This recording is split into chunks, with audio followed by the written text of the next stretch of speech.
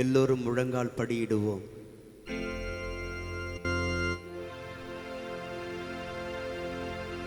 இந்த திவ்ய நற்கருணை ஆராதனையிலே நாம் பயபக்தியோடு எங்கும் எழுந்து செல்லாமல், எங்கும் வேடிக்கை பார்க்காமல், முழு மனத்தோடு, முழு ஆற்றலோடு, முழு வலிமையோடு நம் ஆண்டவரை ஆராதிக்க ஆயத்தமாகும். எல்லோரும் கைகளை மேலே உயர்த்தி அசைத்து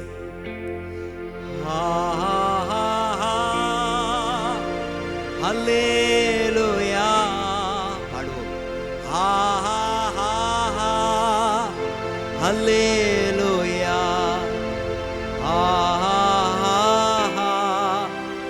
அல்லேலூயா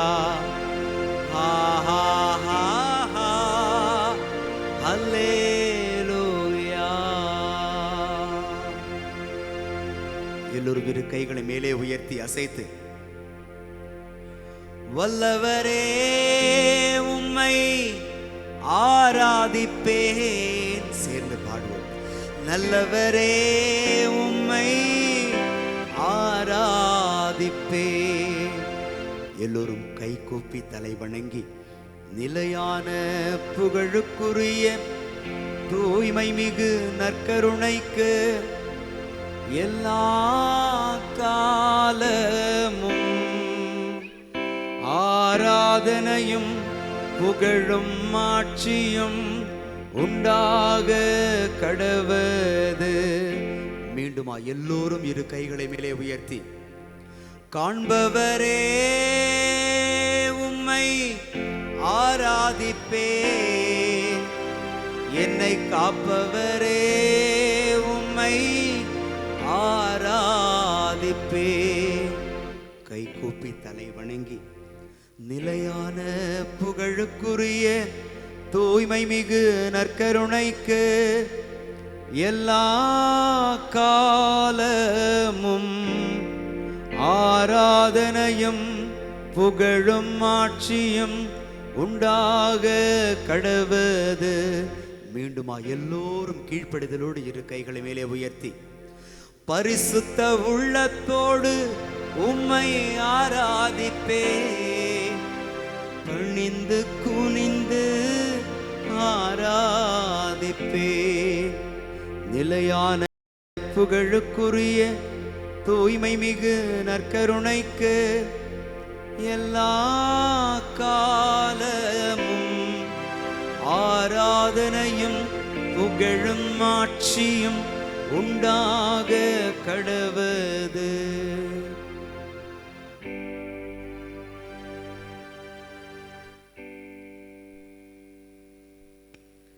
ஆண்டவர் பரிசுத்த வல்லமையும் இரக்கமும் நிறைந்த கடவுள். அப்படியே கரங்களை கும்பிட்டு ஏசு ஆண்டவரை ஒரு விஷயம் உற்று பார்ப்போம். எல்லாரும் சொல்லுவோம் ஏசு ஆண்டவரே. எல்லோரும் சொல்லுவோம் ஏசு ஆண்டவரே. நற்கருணை நாதரே, கல்வாரி பலியை நற்கருணையில் எங்களுக்கு வெளிப்படுத்துகிறவரே, இந்த அருள் அடையாளத்தின் வழியாக உமது பாடுகளை எங்களுக்கு நினைவூட்டுகிறவரே, உம்முடைய பெரிய இரக்கத்தினால் நன்மை செய்தவரே, பாவத்தில் விழுந்து கிடந்த இந்த மனித இனத்தை பரிசுத்தத்திற்கு உயர்த்தி தந்தவரே, உம்முடைய மேலான கிருபைக்கு முன்பாக எங்களை ஒப்பு கொடுத்து ஜெபிக்கிறோம். இந்த நாள் முழுவதும் எங்களோடு நீர் பயணித்து கொண்டிருக்கிறீர். இந்த பங்கில் வாழக்கூடிய எல்லா மக்களையும் எல்லா குடும்பங்களையும் ஒப்பு கொடுத்து ஜெபிக்கிறோம். உம்மை ஆராதிக்க, உம்மை துதிக்க எங்களுக்கு ஆற்றல் தருவீராக. ஜெப ஆவி எங்களை நிரப்புவாராக. உம்மை புகழ தடையாக இருக்கிற எல்லா தடைகளையும் இயேசுவின் நாமத்திலே நாங்கள் அப்புறப்படுத்துகிறோம். பரிசுத்த வல்லமையும் பரிசுத்த இரக்கமும் எங்களை நிறைத்து ஆசீர்வதித்து வழி நடத்துவதாக. ஹல்லேலூயா, ஹல்லேலூயா, ஹல்லேலூயா, ஹல்லேலூயா, ஹல்லேலூயா, ஹல்லேலூயா, ஹல்லேலூயா, ஹல்லேலூயா, ஹல்லேலூயா. ஹல்லேலூயா. எல்லாம் எந்திரிச்சு நிற்போமா? கடவுளை நம்ம இப்போ ஆராதித்து பாட இருக்கிறோம். காலையிலேயே நான் சொன்னேன் இல்லைங்களா, ஆராதிக்கிற போது என்ன நடக்கிறது? ஆவியானவர் உங்களை நிறைத்து ஆசீர்வதிப்பார். ஆவியானவருடைய ஃபில்லிங் இந்த நேரம் தான் நடக்கும். அதனால தான் நாங்கள் சொல்லுவோம், நீங்கள் இது மாதிரி துதிக்கிற போது அமைதியாக இருக்காதீங்க. பிசாசு என்ன செய்வான்? இந்த நேரத்தில் ஆத்மாவையும் அவங்களுடைய நாவையும் கட்டிடுவான். இந்த நாவு கட்டப்பட்ட நிலையில் இருக்கிற போது அவங்களால துதிக்க முடியாது. இப்போ நம்ம என்ன செய்யணும்னா, இதை உணர்ந்து இந்த உடலுக்கு எதிராக நின்று நம்ம பாட்டு பாடணும், ஆண்டவரை துதிக்கணும். நம்ம ஃபோர்ஸ் பண்ணணும், இந்த பாடியை ஃபோர்ஸ் பண்ணணும். அப்போ தான் நம்ம இதில் ஜெயிக்க முடியும். சின்ன பிள்ளைங்க எல்லாம் உங்கள்கிட்ட நம்ம வேடிக்கை பார்த்துட்டு இருந்துடக்கூடாது. இது ஒரு துதி கன மகிமையை கடவுளுக்கு கொடுக்குற ஒரு அற்புதமான நேரம். எல்லோரும் சேர்ந்து இந்த ஆராதனை பாடலை பாடி கரங்களை தட்டி நாவை திறந்து, சில பேர் கை தட்டுவாங்க, வாய் திறக்க மாட்டாங்க. வாயை முதல்ல திறக்கணும், பாடணும், அதுதான் முதல்ல. அப்புறம் கை தட்டுவது, அப்புறம் உற்சாகமாக ஆண்டவரை உணர்வில் துதிப்பது. இதெல்லாம் சேர்ந்து செய்யும்போது அவர்கள் ஆசீர்வாதம் பெற்றுக்கொள்வார்கள். துதித்து இப்பொழுது ஆண்டவரை ஆராதிப்போம்.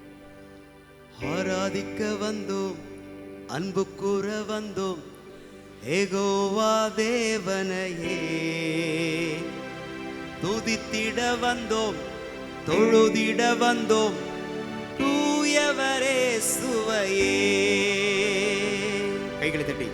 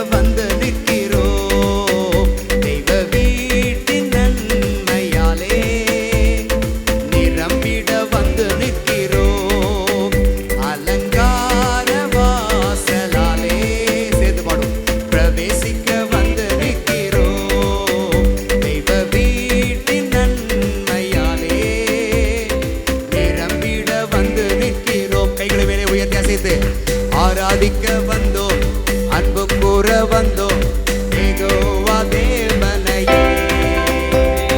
துதித்திட வந்தோம், தொழுதிட வந்தோம், தூயவரே சுவையே. பாடுவோம். ஆராதிக்க வந்தோம், அன்பு கூற வந்தோம், யெகோவா தேவனையே. துதித்திட வந்தோம், தொழுதிட வந்தோம், தூயவரே சுவையே.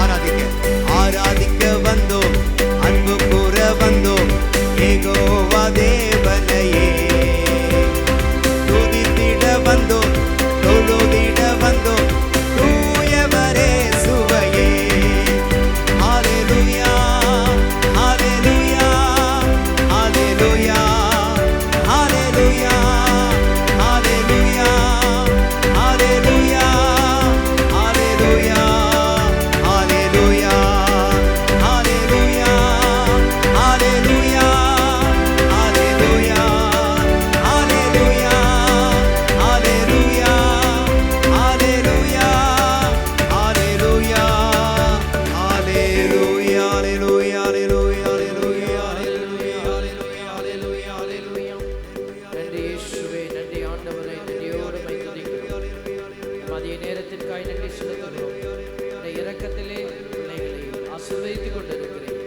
தொடர்ந்து அவர்கள் இந்த இரக்கத்திலே நிலைப்படுத்தி தேவ கிருபை அவர்களுக்கு உதவி செய்வதாக இயேசுவின் நாமத்திலே ஒப்பு கொடுத்து ஜெபிக்கிறோம். ஜெபம் கேளும் நல்ல பிதாவே, ஆமென்.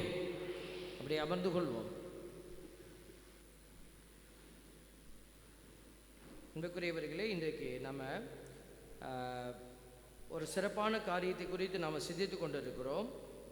ஆண்டவருடைய இரக்கத்திலே நம்ம என்ன செய்து கொண்டிருக்கிறோம் அப்படின்னா, வியாகுலம் அப்படிங்கிறதுக்கும் தூய்மை அப்படிங்கிறதுக்கும் இருக்கிற தொடர்பை நம்ம பார்த்துட்டு இருக்கிறோம். காலையிலேருந்து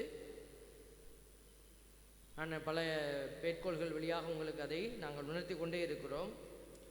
சாலமனின் ஞான நூல் 7:28 சொல்லுகிறது.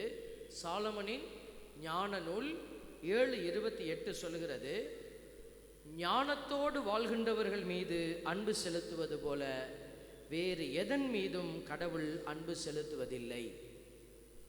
நல்லா யோசிச்சு பாருங்க, மண்டைக்குள்ள இதெல்லாம் ஏற்றணும். நம்ம ஞானத்தோடு வாழ்கின்றவர்கள் மீது அன்பு செலுத்துவது போல வேறு எதன் மீதும் கடவுள் அன்பு செலுத்துவதில்லை. அப்படின்னா நம்ம எல்லாரும் ஞானத்தோடு வாழணும்னு ஆண்டவர் விரும்புகிறாரு. அந்த ஞானத்தினுடைய நிலையைத்தான் இந்த சிறப்பான நேரத்தில் நம்ம உணர்ந்து கொண்டு இருக்கிறோம், உணர முயற்சித்து கொண்டு இருக்கிறோம். இந்த துன்பம் அப்படிங்கிற ஒரு காரியம் வரவேற்கக்கூடிய ஒரு காரியமாக இருக்குது. துன்பத்தை நம்ம வரவேற்கணும். கிறிஸ்தவர்களுக்கு இதுதான் அழைப்பு. சீடர்னு நம்ம சொல்லிக்கிட்டே இருப்போம். இயேசு சீடர்களை அழைத்தார், சீடர்களோடு பேசினார் அப்படின்னு. இப்போ யார் இந்த காலகட்டத்தில் சீடர்கள் அப்படின்னு கேட்டால் நீங்கள் பைபிளை காட்டக்கூடாது. இந்த காலகட்டத்தில் யார் சீடர்களாக அழைக்கப்பட்டிருக்கிறாங்க அப்படின்னா, திருமுழுக்கு பெற்ற பிள்ளைகள் தான் சீடத்துவத்துக்குள்ளே அழைக்கப்பட்டிருக்கிறார்கள். பிரைஸ் எல்லாம்.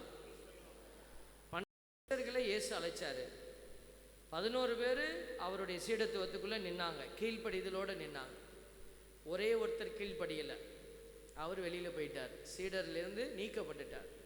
அதே மாதிரி நீங்கள் கீழ்ப்படிதல் இல்லாத பிள்ளைகளாக இருந்தீங்கன்னா நீக்கப்படுவது உறுதி.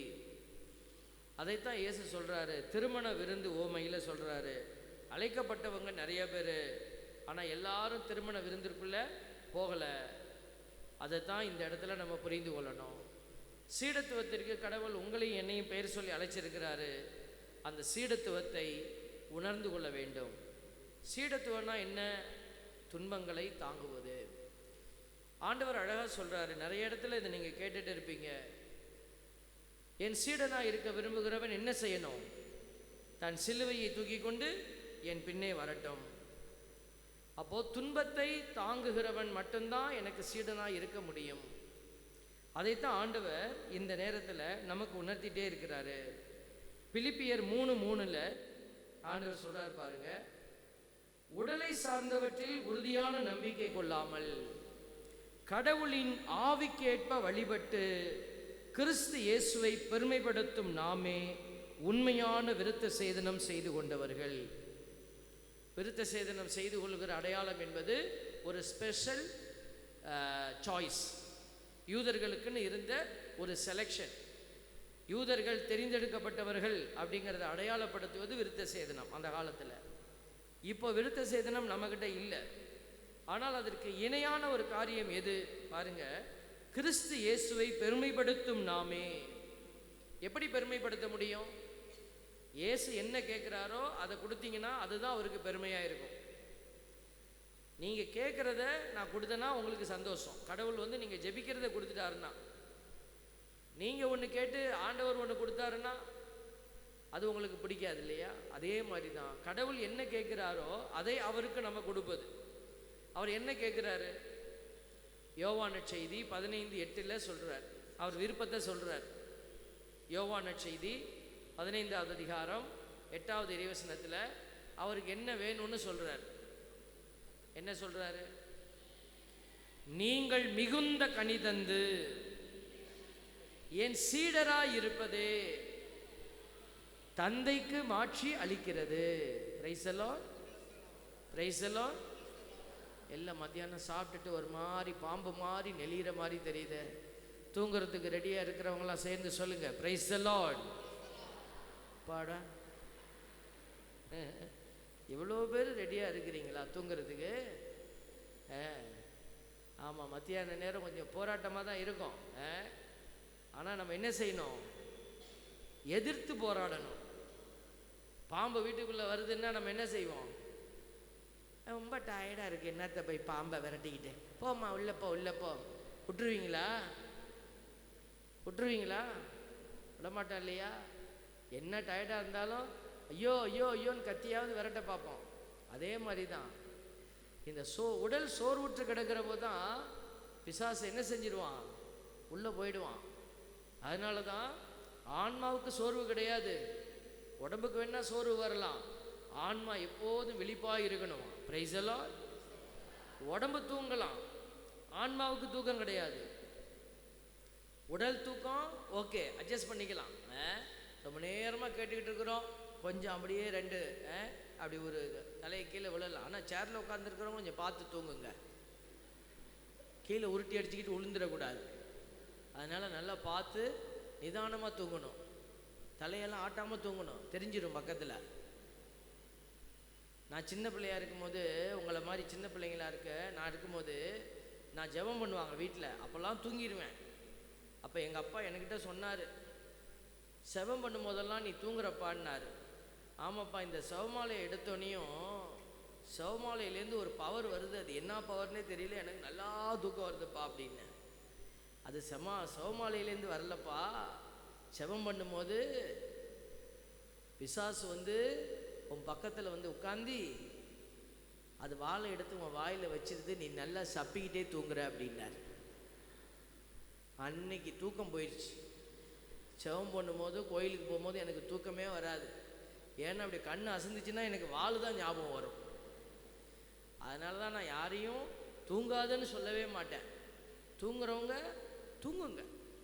ஆனால் ஒன்று மட்டும் உண்மை, நீங்கள் வெளியில் போவீங்க இல்லையா, அப்போ பக்கத்தில் இருக்கிறவங்க சொல்லுவாங்க, ஏக்கா இந்த வாள் 1 மணி நேரமாக அவன் வாயில் தான் இருந்துச்சு அப்படி. பிசாசு வாயில் வச்சுக்கிட்டு இருக்கணும்னு ஆசைப்படுறவங்களாம் சேர்ந்து சொல்லுங்க, பிரைஸ் தி லார்ட். அதுக்கும் ஆடியன்ஸ் இருக்கிறாங்க, எல்லாத்துக்கும் ஆடியன்ஸ் இருப்பாங்க. தேவ பிள்ளைகளே, அவனோட சங்காத்தமே நமக்கு வேண்டாம், ஆண்டவரோடு இருந்தால் போதும். Price the Lord. உம்மோடு இருப்பதுதான் உள்ளத்தின் வாஞ்சையா, உம் சித்தம் செய்வதுதான் இதயத்தின் ஏக்கமையா. சொல்லுங்க, உம்மோடு இருப்பதுதான் உள்ளத்தின் வாஞ்சையா, உம் சித்தம் செய்வதுதான் இதயத்தின் ஏக்கமையா. ஏசையா உம்மைத்தானே கண் முன்னே நிறுத்தியுள்ளேன். சொல்லுங்க, ஏசையா உம்மைத்தானே என் முன்னே நிறுத்தியுள்ளேன். Praise the Lord. Hallelujah. நம்ம யாரை கண் முன்னாடி நிறுத்தணும்? ஏசப்பாவை தான் நிறுத்தணும். Price the Lord. பாருங்க, அதுக்கு தான் சொல்லி கொடுத்துக்கிட்டு இருக்கிறோம் உங்களுக்கு. கிறிஸ்துவை இயேசுவை பெருமைப்படுத்தும் நாம் விருத்த சேதனம் செய்து கொண்டவர்கள், உண்மையான விருத்த சேதனம் செய்து கொண்டவர்கள், உடலால் அல்ல. அப்போ இப்போ நம்ம எல்லாருமே நல்லவங்க தான் கிறிஸ்தவர்கள். நீங்களாம் ரொம்ப நல்லவர்கள். எப்படி? ஃபாதர் அனௌன்ஸ் பண்ணாங்க, நோட்டீஸில் போட்டாங்க, நீங்கள்லாம் வந்துட்டீங்க. எலிச்ச வாயெல்லாம் வந்துடுச்சு தியானத்திற்கு. முழிச்ச வாயெல்லாம் என்ன பண்ணுது? காசு சம்பாதிக்க போயிடுச்சு. இன்னைக்கு வேலை இருக்குது, என்னால் வர முடியாது, இன்னைக்கு போனால் பெரிய கான்ட்ராக்ட் போயிட்டு போகலன்னா அப்படின்னு போயிருப்பாங்க. வீட்டுக்காருக்கு சோறாக்கி தரணும் அப்படின்னு உட்காந்துருப்பாங்க. இல்லை நேற்று பார்க்காத சீரியலை இப்போ தான் பார்க்கலான்னு இருக்கிறேன், எதிர்நீச்சல் இன்னைக்கு போடலான் இருக்கிறேன் அப்படின்னு உட்காந்துருப்பாங்க. இப்படி 1000 காரணத்தை சொல்லிட்டு எல்லாரும் உட்காந்துருப்பாங்க. அப்போ நம்ம தான் இளிச்சவாயாக வந்திருக்கிறோம். அப்படி தானே? யார் இளிச்சவாய், யார் முழிச்சவாய்? ஆண்டவரோடு இருக்கிற பிள்ளைகள் தான் வெற்றி அடைய போறீங்க. Price the Lord. இன்னைக்கு நீங்கள் ஆண்டவரோடு அமர்ந்திருப்பது ஒரு நாள் நீங்கள் அவரோடு அரியணையில் வீற்றிருக்க போறதற்கான முன் உதாரணமாக இருக்கிறது. கரந்தடி கடவுள் நன்றி செலுத்துங்க. முன் அடையாளமாக இது அமைந்திருக்கிறது. நாங்களாம் சின்ன பிள்ளையில ஒரு ஜெபம் ஒன்று படிப்போம், மனவள்ளிய ஜெபம்னு சொல்லுவாங்க. கேள்விப்பட்டிருக்கீங்களா? இந்த பேப்பர்லலாம் நம்ம சின்ன படத்துலலாம் கீழே எழுதியிருக்கோம், இயேசுவே நான் உன்னை அன்பு செய்கிறேன் அப்படின்னு போட்டு பிராக்கெட்டில் 300 நாள் பலன், 500 நாள் பலன் அப்படின்னு எழுதியிருக்கோம். அது வந்து ஒரு கியூரியாசிட்டியை நமக்கு கொடுக்கும். அது வந்து இயேசுவின் ரத்தம் ஜெயமாய் மாற்றம் அப்படின்னு ஏதாவது எழுதி 1000 நாள் பலன். நான் இதெல்லாம் பார்த்து வாசிப்பேன். எது 1000 நாள் பலனோ அதை வாசிப்பேன், அதை தான் சொல்லுவேன் அடிக்கடி.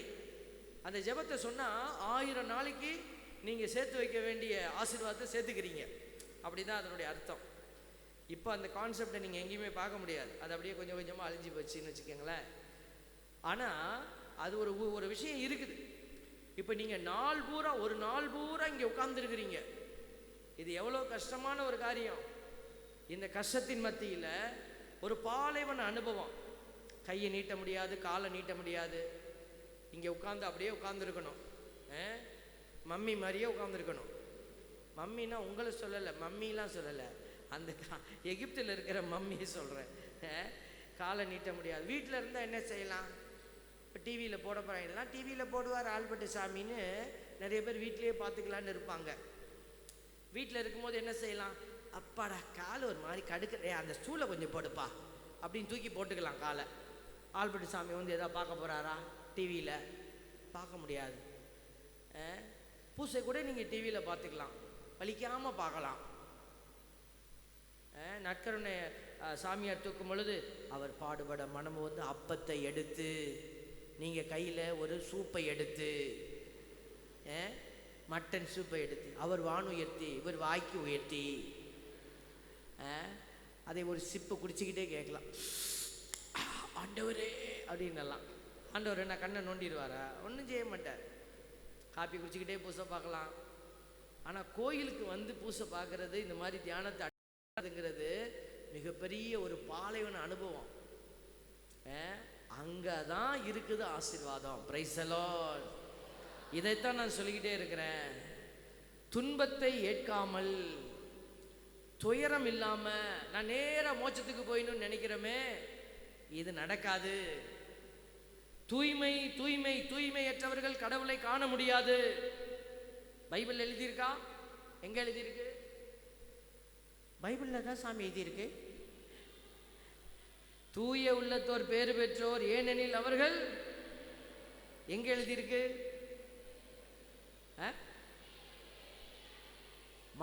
மத்தேயு நற்செய்தி 5வது அதிகாரம் 5, அதுக்கப்புறம் 8, 5, 8 எடுத்து வாசி பாருங்க. ஆமாம், இருக்குதா இல்லையான்னு ஒரு ரெஃபரன்ஸ் கொடுத்துருவோமே. ஃபஸ்ட்டு வாசிக்கிறவங்க மோட்சத்துக்கு போயிடுவீங்க.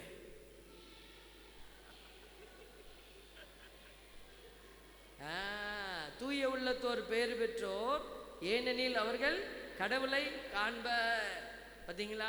இதை நிறைய பேர் தப்பாக புரிஞ்சுக்கிட்டு கோயிலுக்கு வரும்போது ஃபுல்லாக சென்ட் போட்டுக்கிட்டு வர்றது. நான் பவுடர் போடுறேன் தான், எல்லோரும் ஃபாதர் மேக்கப் போட்டுட்டு வராரு, பான்ஸு பவுடர் இந்த போடுறேன், அவ்வளோதான். அப்புறம் என்னையை பார்க்குறவங்க தூங்கிடக்கூடாது இல்லை, அதனால் கொஞ்சம் மூஞ்சை கழுவிட்டு கொஞ்சோண்டு பவுடர் அப்பிட்டு வரேன், வேறு ஒன்றும் மேக்கப்லாம் கிடையாது. அப்புறம் எப்படி இவ்வளோ அழகாக இருக்கிறாரு? அது பிறப்பிலே நம்ம அழகாக இருக்கிறோம், அதுக்கு நம்ம பாருங்க. நீங்கள் ஜெபம் பண்ணிக்கிட்டே இருந்தால் நீங்கள் நல்லா அழகாக இருப்பீங்க. எல்லாருமே அழகாக தான் இருக்கிறோம். ஆண்டவர் முக அழகை பார்க்கல, ஆத்மாவின் அழகை பார்க்குறாரு. ஹல்லேலூயா.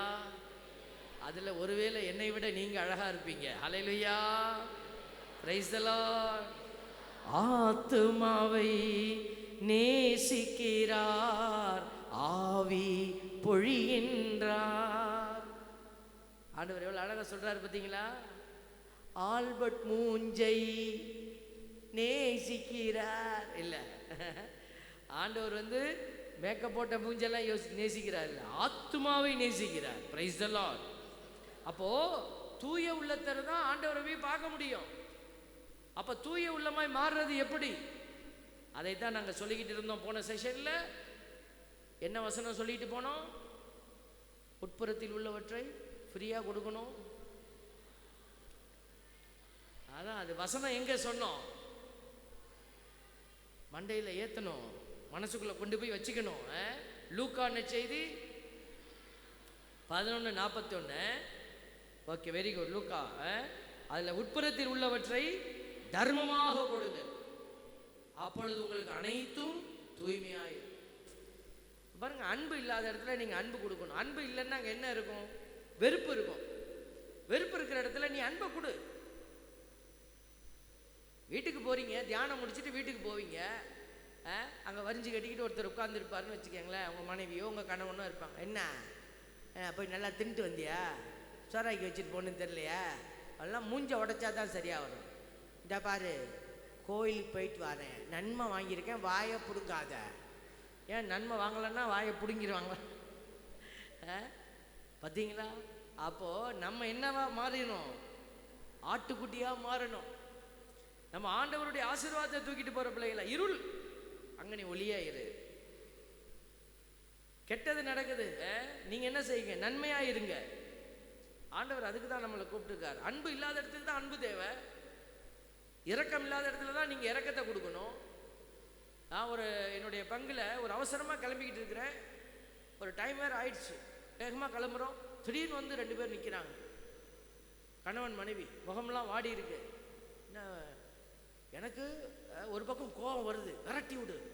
மனசு சொல்லும், பிசாசு ஒரு பக்கம் பேசிக்கிட்டே இருக்கும், விரட்டு, நீ டைம் ஆயிடுச்சு, எங்களுக்கு நேரம் கண்ட நேரத்தில் நின்று எதையாவது அறுப்பாங்க, விரட்டு நீ. மனசு இன்னொரு மனசு சொல்லுது, இல்லை என்னன்னு கேள, மூஞ்செல்லாம் ஒரே கவலையாக இருக்குது, என்னன்னு தெரியல, பொறுமையாக கேளு. பாருங்கள், இந்த இடத்துல தான் நம்ம அந்த தூயாவியின் கனியை அப்ளை பண்ண முடியும். சும்மா நல்லா அப்படி ஃப்ரீயாக உட்காந்துருக்கும் போது நம்ம பேசுறது இல்லை. இது மாதிரி ஒரு இக்கட்டான சூழலில் ஒரு பொறுமையை நம்ம கொடுக்க முடியும். அப்போ பொறுமையோட சொல்லுங்கள், என்னம்மா என் பிள்ளைக்கு உடம்பு சரியில்லைப்பா, தலையில் அடிபட்டுருச்சு, டாக்டர் கோமா ஸ்டேஜுக்கு போயிட்டான், ஜெபம் பண்ணுங்கன்னு சொல்கிறாரு. பாருங்கள், ஒரு தாய் தந்தைக்கு என்ன பாரம். ஒரு மகனுடைய ஒரு வேதனையான சூழலில் 2 பேரும் கலங்கி நிற்கிறாங்க. நான் ஒன்றும் விடுதலை கொடுக்க முடியாது, ஆனால் நான் என்ன செய்கிறேன்? கவலைப்படாதீங்க, ஆண்டவர் நல்லவர், அவர் உன் பிள்ளையை விடுவிப்பார், உன் பிள்ளையை காப்பாற்றுவார். நீங்கள் போங்க, நான் அவசரமாக ஒரு இடத்துக்கு போகிறேன், நான் போய்கிட்டே ஜெபம் பண்ணிகிட்டே போவேன், கடவுள் உங்கள் பிள்ளையை உங்கள்கிட்ட கையில் கொடுப்பாரு, தைரியமாக போங்க அப்படின்னு சொல்லிவிட்டு நம்ம காரில் ஏறி உட்காந்து நான் போயிட்டேன். பாருங்கள், இவங்களுக்கு நான் பொறுமையை கொடுத்துட்டேன், ஆண்டோடைய வார்த்தையை சொல்லிட்டேன். இப்போ நான் கனியை கொடுத்ததுனால இந்த கஷ்டமான சூழலில் உள்ளத்துக்குள்ளே ஒரு போராட்டம் இருக்குது. இந்த போராட்டத்தில் நான் கனியை கொடுத்துட்டேன், தூய ஆவியின் கனியை. இந்த கனி கண்டிப்பாக அங்கே பலன் கொடுக்கும். Price the Lord. ஒரு வாரம் கழித்து வராங்க, என் பிள்ளை பழிச்சுக்கிட்டான் சாமி. Price the Lord. சொன்ன வார்த்தை ஆண்டவர் காப்பாற்றி கொடுத்துட்டாரா? அது ஆல்பர்ட்டுக்கு மட்டும் செய்ய மாட்டார், உங்களுக்கும் செய்வார். ஹல்லேலூயா. யாரெல்லாம் தூய ஆவியை தாங்கி செல்கிற கருவிகளாக பாத்திரங்களாக இருக்கிறீங்களோ, உங்கள் வழியாக கடவுள் அற்புதத்தை செய்வார். ஆனால் அந்த பாத்திரத்தை தூக்கிக்கிட்டு போகிறது தான் கடினமான காரியம். அந்த பாத்திரம் எளிமையான பாத்திரம் அல்ல, அதுதான் துன்பங்கள் துயரங்கள் நிறைந்த பாத்திரம். துன்பத்தோட துயரத்தோட நம்ம ஆண்டவர்கிட்ட பயணிக்கணும். உங்கள் துன்பத்தை கடவுளுக்கு கொடுங்க. ஆண்டவர் அதான் கேட்குறார், உன்னுடைய துன்பத்தை எனக்கு கொடு. அவிலா தெரசம்மாள் ஒரு முறை வாகனத்தில் ஒரு மாட்டு வண்டியில் போயிட்டு இருக்கிறாங்க, கூண்டு வண்டி, பணி செய்கிறதுக்காக போகிறாங்க. அந்த வண்டி கொடை சாஞ்சி கீழே விழுந்து மேலெல்லாம் அடிபட்டுருச்சு. அந்த துன்ப துயரத்தில் அவங்க ஆண்டவரை நோக்கி கூப்பிடுறாங்க.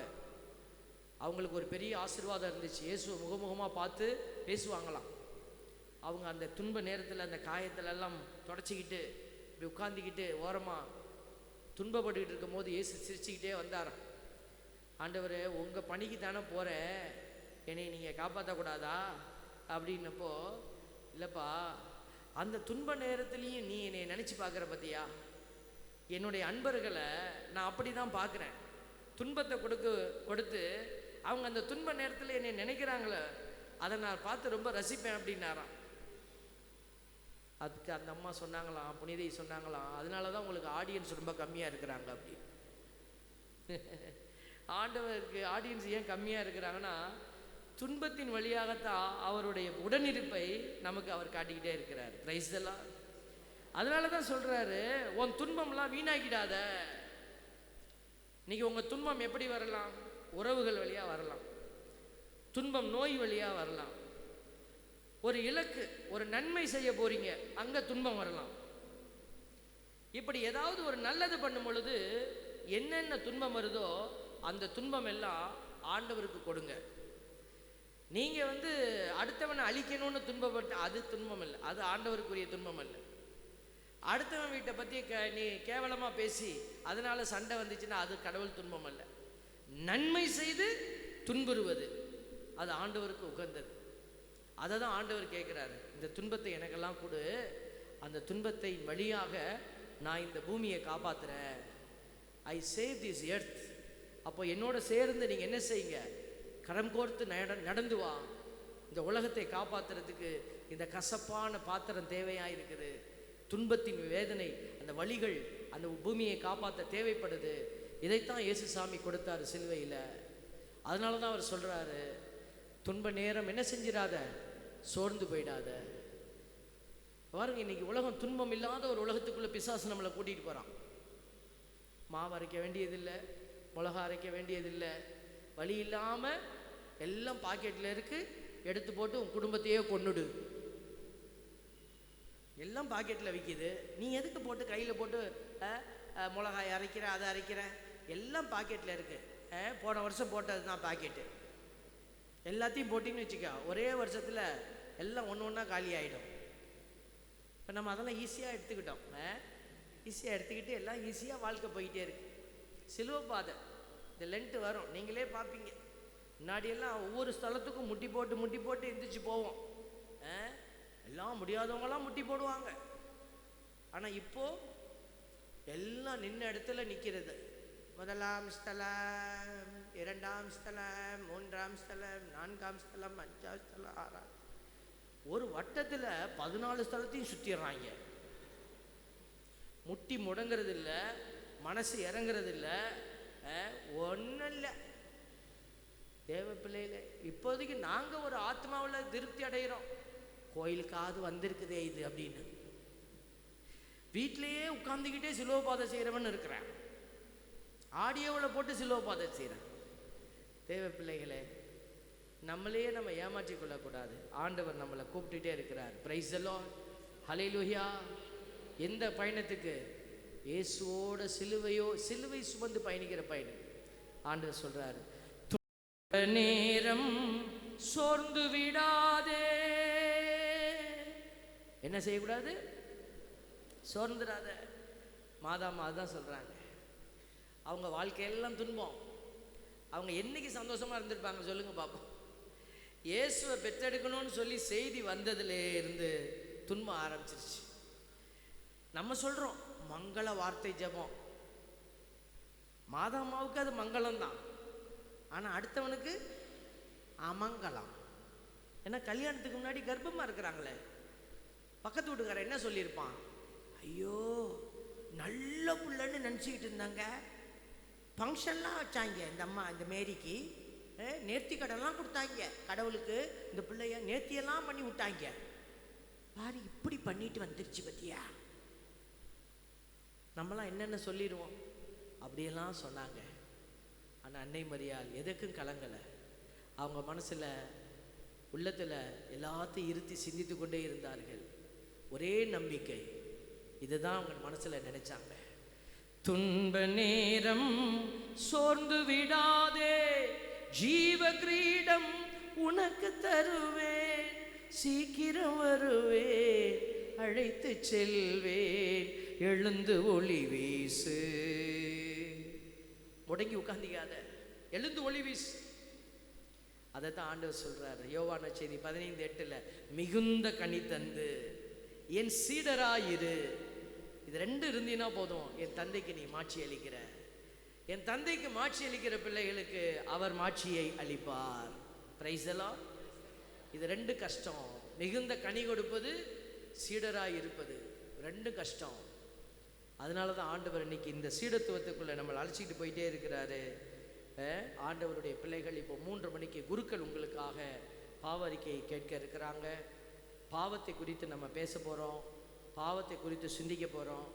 ஸோ குருக்கள் உங்களுக்காக பாவ சங்கீதனம் கேட்க இருக்கிறாங்க.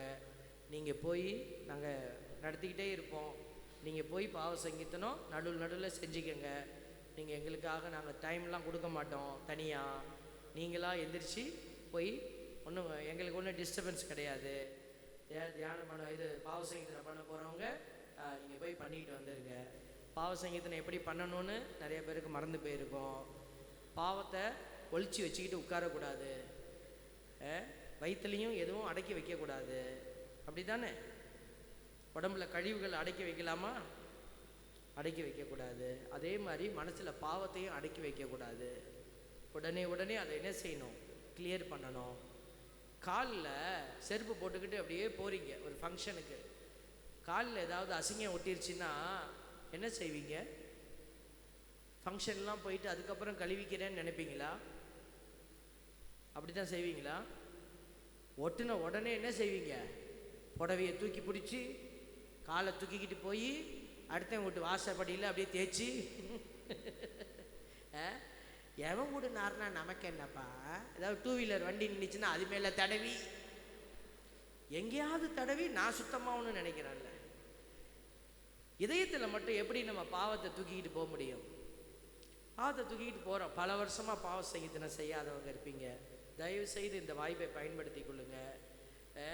அப்புறம் இந்த பாவ சங்கீதனம் செய்ய போகும்போது பாவத்தை மனசை விட்டு சொல்லுங்கள். ஒன்றும் நீங்கள் பயப்பட வேண்டாம். அங்கே உட்காந்துருக்கிற ஃபாதர் ஒன்றும் உங்களை குச்சி வச்சு அடிக்க மாட்டாங்க, ஒன்றும் உங்களை கடிந்து பேச மாட்டாங்க.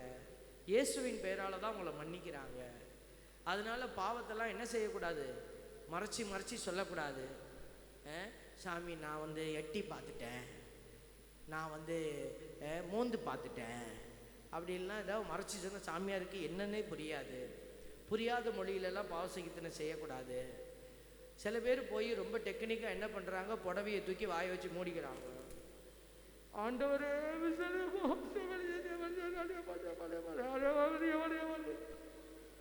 ஒரு கன்றாவையும் புரியாது. நான் உடனே ஆவியானவர்கிட்ட சொல்லுவேன், அப்பா இந்த மொழி என்னன்னே புரியலப்பா, உமக்கு புரிஞ்சா எடுத்துக்கங்கப்பான்னுவேன். ஒன்றும் புரியலன்னா இந்த அம்மாலே தூக்கிடுங்க அப்படின்னு. பாருங்க, பாவத்தை புரிகிறபடி சொல்லுங்க. ஃபாதர்ஸ் உங்கள் பாவத்தை கேட்குறதுல ஒன்றும் ஆர்வமாலாம் இல்லை. அவங்க உங்கள் பாவத்தை மன்னிக்கிறதுக்கு தயாராக இருக்கிறார். கடவுள் இருக்கிறார், இயேசு தாங்க உட்கார்ந்துருக்கிறார், உங்களுக்காக காத்துக்கிட்டு இருக்கிறார். அருட்சாதனம் இது. அதனால் நீங்கள் போய் சொல்லும் பொழுது பாவத்தை உடனே ஃபாதர்ஸ் கேட்டுட்டு யாரும் மனசில் வச்சுக்கிட்டு உங்களை அப்படி பார்க்க போகிறதும் கிடையாது. மறந்துடுவாங்க. அவங்களுக்கு 4 பேர் வந்தோடனே முதல் ஆளை சொன்னதெல்லாம் மறந்துடும். அதனால் பாவத்தை நம்ம நிதானமாக சொல்லுங்கள். பாவத்தை சொல்கிற நேரத்தில் போய் வீட்டு கதையெல்லாம் சொல்லாதீங்க. சாமி எனக்கு 1975 கல்யாணம் பண்ண சாமி, அந்த மனுஷனை கட்டினதுலேருந்து எனக்கு கஷ்டம்தான் சார். 1975 எப்போ 2025 வர்றது? நியாயப்படுத்தக்கூடாது. சில பேர் கதையாக சொல்லிமா நிறுத்துங்க ஐயா, இப்போ என்ன தயா சொல்ல வரீங்க அப்படின்னா, இந்த மாதிரிலாம் அவள் பண்ணும்போது நான் 2 வார்த்தை பேசியிருப்பேன் சாமி, என்னை மன்னிச்சு விட்டேன் சாமி. இதை முன்னாடியே சொல்லிட்டு போயிருக்கலாமே. ஒரு சில பேர் போய் சொல்கிறாங்க, சாமி நான் ஒரு பாவமும் செய்யலை சாமி, என்னைய மன்னிச்சிடு. ஒரு பாவமும் செய்யாது எப்படி நம்ம மன்னிக்கிறது? ஒரு பாவமும் செய்யாதவங்களுக்கு ஒரே இடம்தான், மேலே தான். உடனே ஆண்டவரே உடனே ஃபேக்ஸ் அடித்து தூக்கிடுங்க. தயவு செய்து இந்த அருட்சாதனத்தை நம்ம அவமானப்படுத்தக்கூடாது. இந்த அருட்சாதனம் உண்மையிலேயே வல்லமையான ஒரு அருட்சாதனம். போய் தந்தை மகன் தூய ஆவியாரின் பெயராலே ஆமேன். சுவாமி, நான் பாவியா இருக்கிறேன், என்னை மன்னியும். குட்டி பிள்ளைகளாம் தெரிஞ்சுக்கங்க, சொல்லணும். சுவாமி நான் சில பேர் போய் பதஷ்டத்தில் பாவி நான் சுவாமியா இருக்கிறேன்னு சொல்லிடுறான். நீ சாமியை போய் பாவி ஆக்கிறாரு. பாவி இல்லை, சாமி நான் பாவியா இருக்கிறேன் அப்படி சொல்லணும். பாவ சங்கீதனை செஞ்சு எவ்வளோ நாள் ஆச்சுன்னு சொல்லணும்.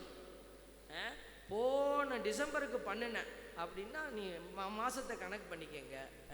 போன நவம்பர் செப்டம்பர் பண்ணினேன், இந்த செப்டம்பர் வந்துச்சு, 1 வருஷம் ஆச்சுன்னு அர்த்தம். இந்த மாதத்தை கணக்கு பண்ணால் போதும். அட்லீஸ்ட்டு ஒரு 6 மாதம் 3 மாதம் ஒரு டியூரேஷன் எவ்வளோன்னு சொல்லுங்கள்.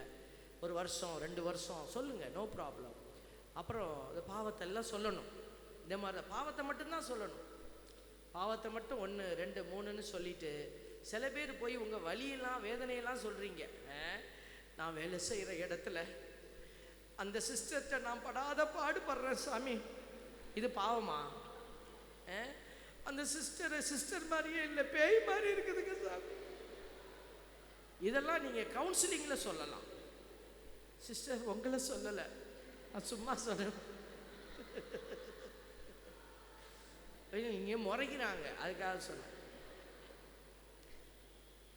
அப்போது மன வலியெல்லாம் போய் சொல்கிறதுக்கான இடம் அது இல்லை.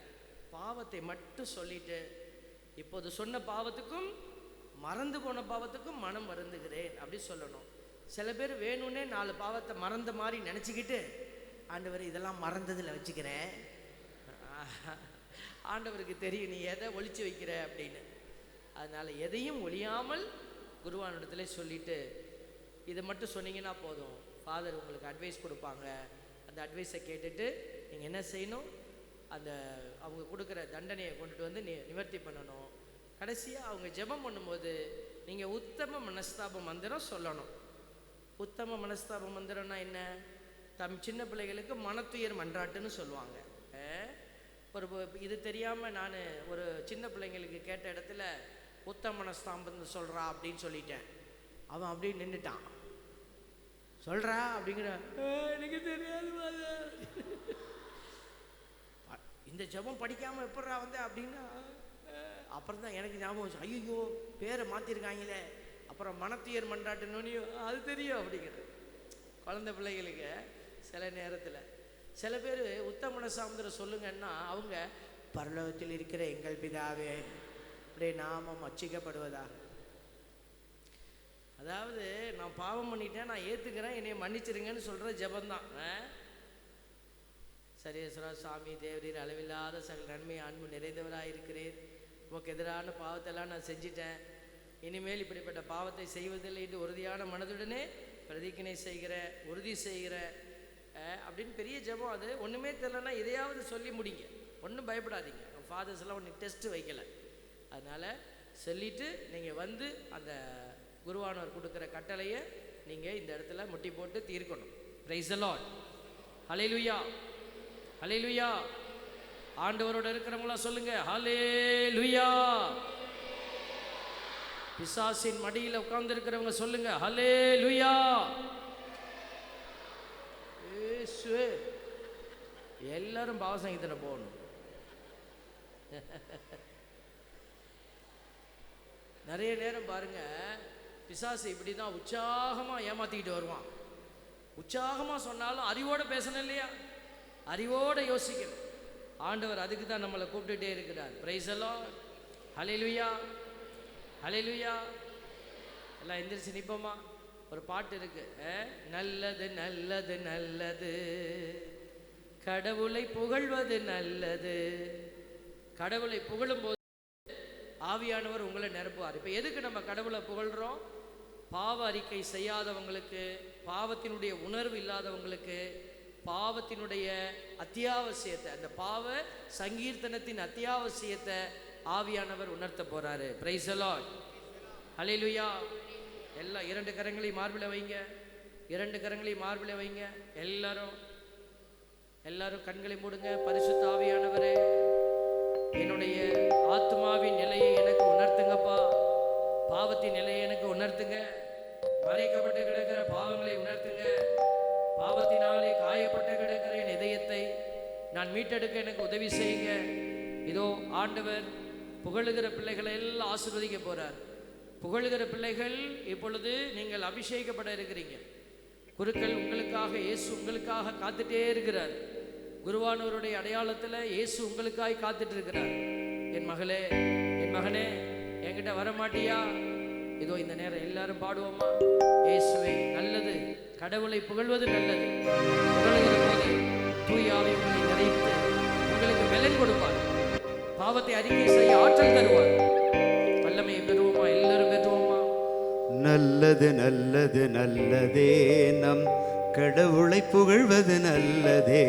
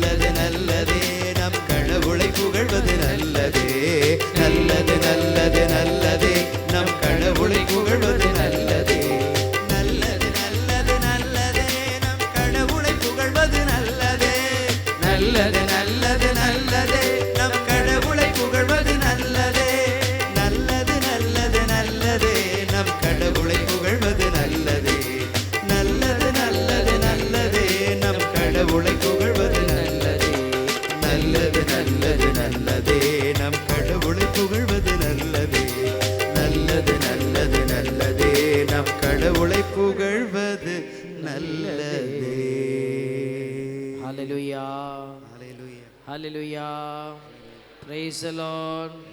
இயேசுவே நன்றி, இயேசுவே நன்றி, இயேசுவே நன்றி, ஆண்டவரே நன்றி, பரிசுத்த ஆவியானவரே நன்றி. பரிசுத்த ஆவியானவரே, ஆத்மாவின் பாவங்களை ஆத்துமாவின் பாவங்களை களைவதற்காக அருட்சாதனங்களை கொடுத்தவரே நன்றி. அருட்சாதனம் கொடுத்தவரே நன்றி. இந்த பாவ சங்கீர்த்தனத்திலே என் பாவங்களை மன்னிக்கிறவரே நன்றி. பாவங்களை மன்னிக்கிறவரே ஹல்லேலூயா, ஹல்லேலூயா, ஹல்லேலூயா, ஹல்லேலூயா, ஹல்லேலூயா. ஹல்லேலூயா. அப்படியே அமர்ந்து கொள்ளுங்கள். பாருங்க,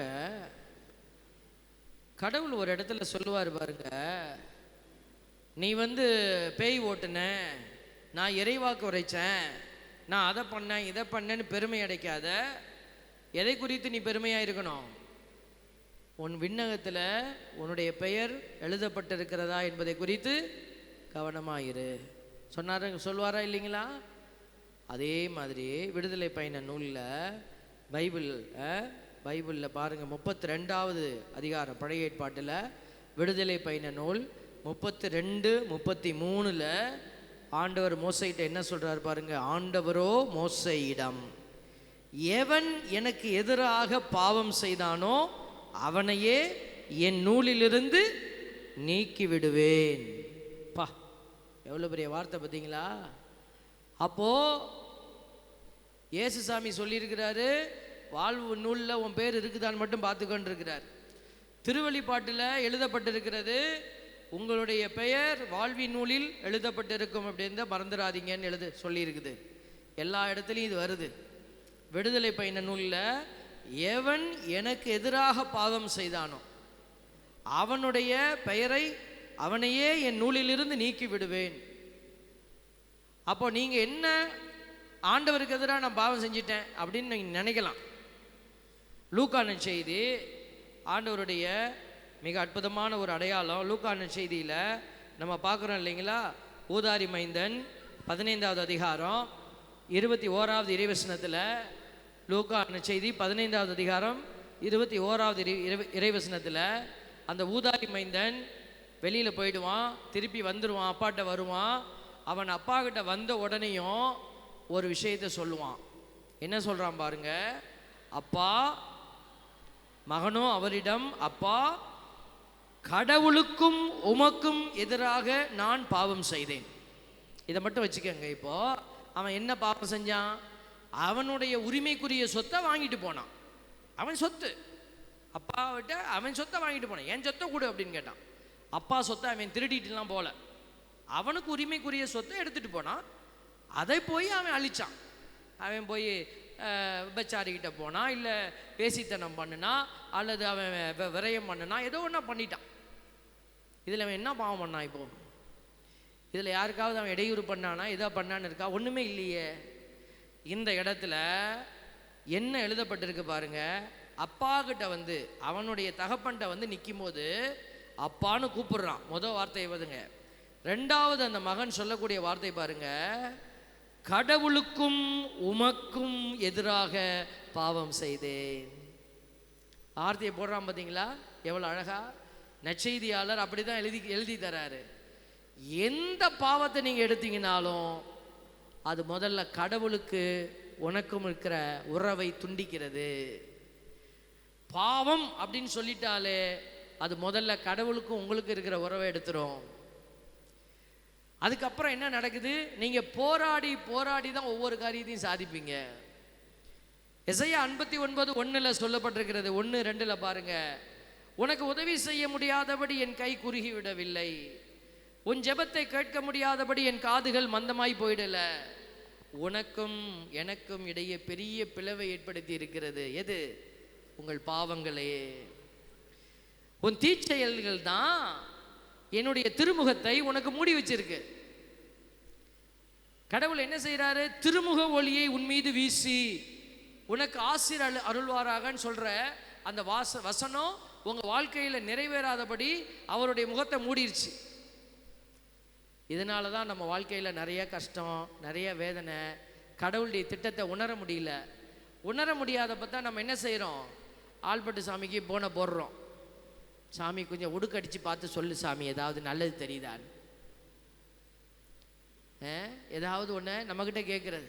ஒரு அம்மா ஃபோன் பண்ணி கேட்குறாங்க, ஃபாதர் வீடு ஒன்று வாங்கிட்டேன் ஃபாதர், இங்கே ஜெபம் பண்ணி சொல்லுங்கள், அந்த வீட்டுக்குள்ளே போகலாமா வேணாமா என்னன்னு. நான் கேட்டேன், ஏம்மா வீட்டுக்கு படியெல்லாம் வச்சுருக்குறாங்களான்னு கேட்டேன். படியெல்லாம் வச்சுக்க, அப்போ ஏறிப்போ. அது ஏன் என்னிட்ட கேட்குற? வீடெல்லாம் வாங்கியாச்சு, இப்போ நான் போய் வீட்டை விற்றுரு, இனிமேல் வீட்டுக்குள்ளே போவாதன்னா நீ விற்றுட்டு போயிடுவியா? பாருங்க, அப்போ அந்த இடத்துல என்ன பிரச்சனை? அவங்களுக்கு கடவுளிடத்துல அந்த கண்கள் மறைக்கப்பட்டு, கடவுளுடைய முகம் மறைக்கப்பட்டு கிடக்குது.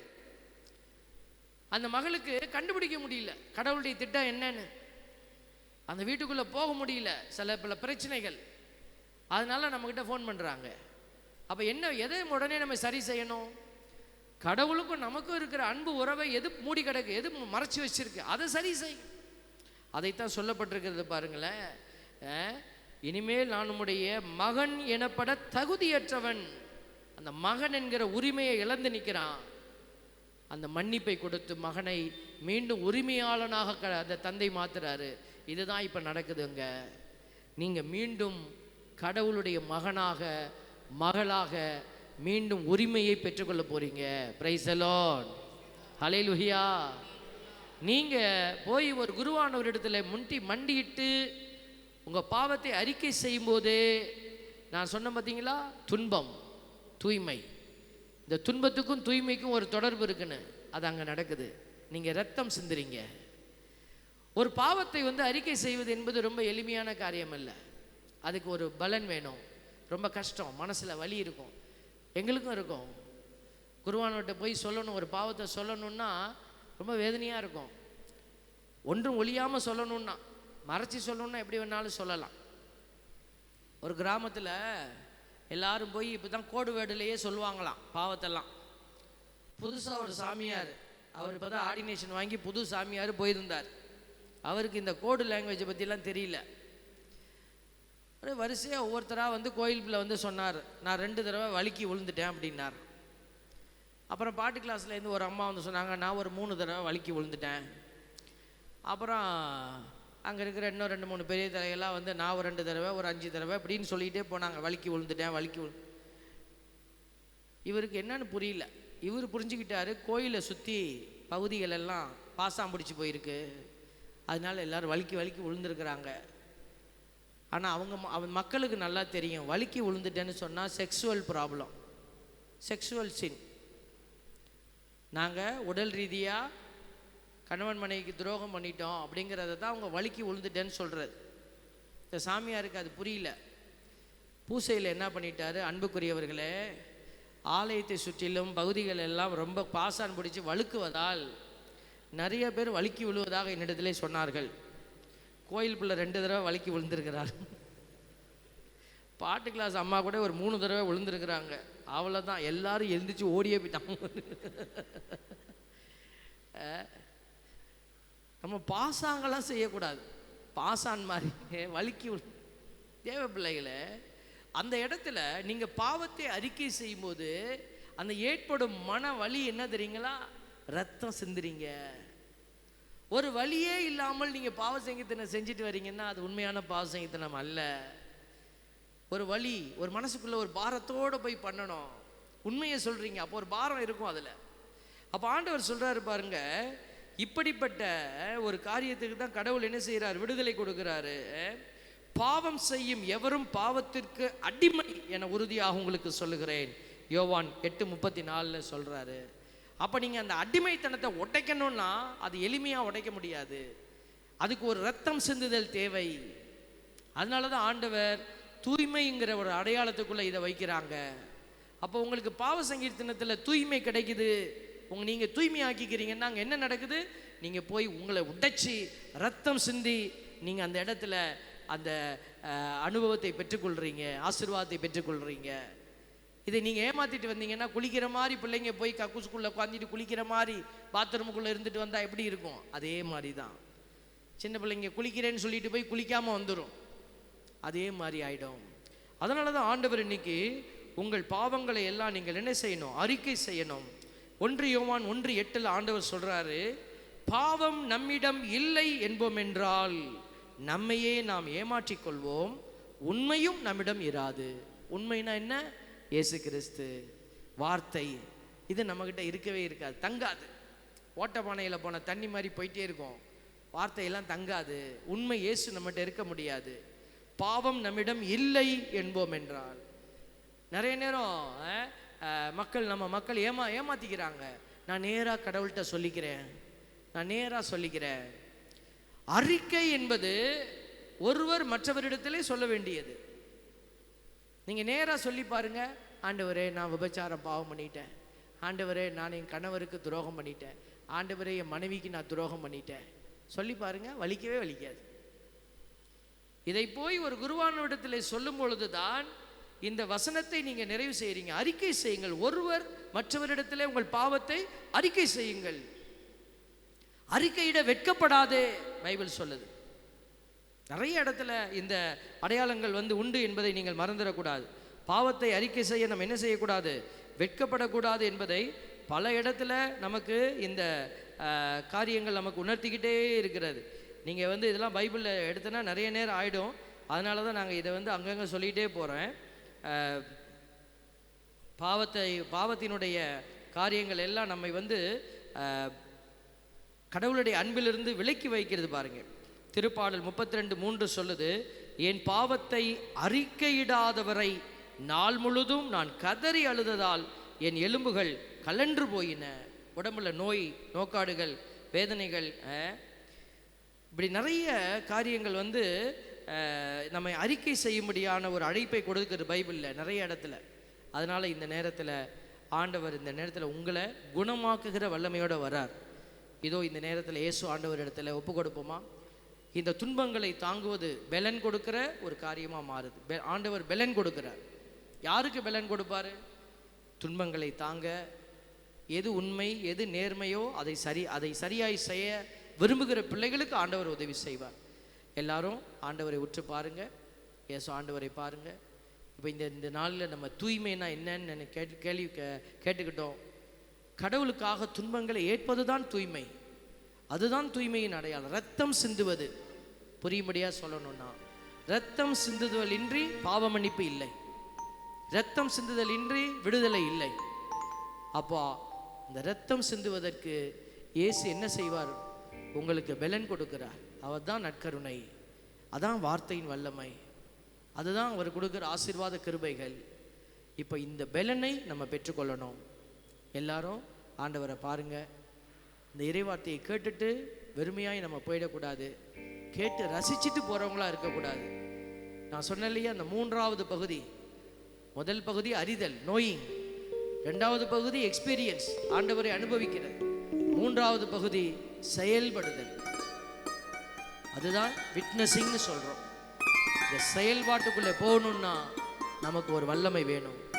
ஆண்டவரே பலவானே, என்னை பலப்படுத்தும் ஆண்டவரே. கேட்போமா? பலவானே, பலன் தருபவரே, பலவீனன் என்னையுமே பலன் தந்த காப்பாயே, பலவீனன் என்னையுமே பலன் தந்த காப்பாயே.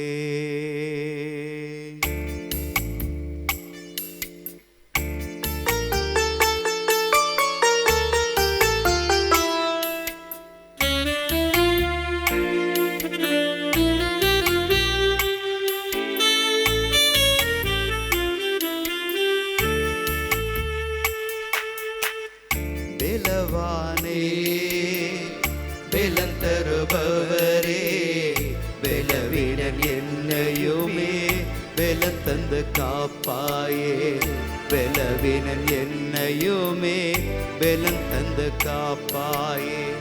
பலவானே, பலன் தருபவரே, பலவீனன் என்னையுமே பலன் தந்து காப்பாயே, பலவீனன் என்னையுமே பலன் தந்து காப்பாயே. செய்ய வேண்டியதை செய்யாமல் விட்டுருந்தீங்கன்னா அதுவும் பாவம். நம்ம நினைத்து கொண்டு இருப்போம், நாம் இதை செய்யலை, நம்ம பாவத்தை செய்யலை, அதை செய்யலை, இதை செய்யலைன்னு. செய்ய வேண்டியதை செய்யாமல் விட்டிருந்தீங்கன்னா அதுவும் பாவம் என்று நமக்கு அறிவுறுத்தப்படுகிறது. வலுவற்ற மனச்சான்றை காயப்படுத்தியிருந்தீங்கன்னா அது பாவம் என்று நமக்கு சொல்லப்படுகிறது. நல்லது செய்ய முடியாத நிலையில் இருந்திருந்தீங்கன்னா அது பாவம் என்று நமக்கு அறிவிக்கப்படுகிறது. யாக்கோபு 4:17 சொல்லுது, நன்மை செய்ய ஒருவருக்கு தெரிந்திருந்தும் அவர் அதை செய்யாவிட்டால் அது பாவம் என்று எழுதப்பட்டிருக்கிறது. ஆள் பார்த்து செயல்பட்டிருந்தீங்கன்னா அது பாவம் என்று எழுதப்பட்டிருக்கிறது. ஒப்பு கொடுத்து ஜெபிப்போம். எதெல்லாம் பாவம் என்று அறியாத நிலையில் இருந்தா ஒப்பு கொடுங்க. ஆவியானவர் உனக்கு அதை வெளிப்படுத்துவார்.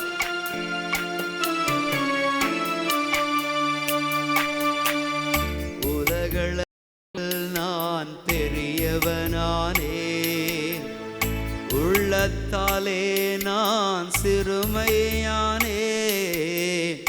உலகளவில் நான் பெரியவனானே, உள்ளத்தாலே நான் சிறுமையானே. உறவுகளாலே வளர்ந்து வந்தேனே, உறவுகளாலே நான் வளர்ந்து வந்தேனே. பிரிவுகளாலே தளர்ந்து போனேனே, பிரிவுகளாலே நான் தளர்ந்து போனேனே. பெலவானே பெலன் தருபவரே, பெலவினன் என்னையுமே பெலன் தந்த காப்பாயே. பெலவினன் என்னையுமே பெலன் தந்த காப்பாயே. பெலவானே பெலன் தருபவரே, பெலவினன் என்னையுமே பெலன் தந்த காப்பாயே. அன்புக்குரியவர்களே, இதோ நம்ம ஒரு இலக்கு நோக்கி பயணித்து கொண்டு இருக்கிறோம். இன்னைக்கு அந்த இலக்கை நம்ம டார்கெட் வச்சிருக்கிறோம்.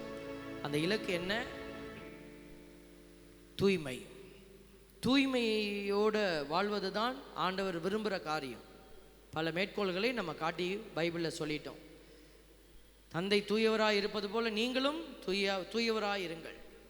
அப்போ தூயவராய் இருப்பதனுடைய அடையாளம் என்ன என்பதை நம்ம பேசிகிட்டு இருக்கிறோம்.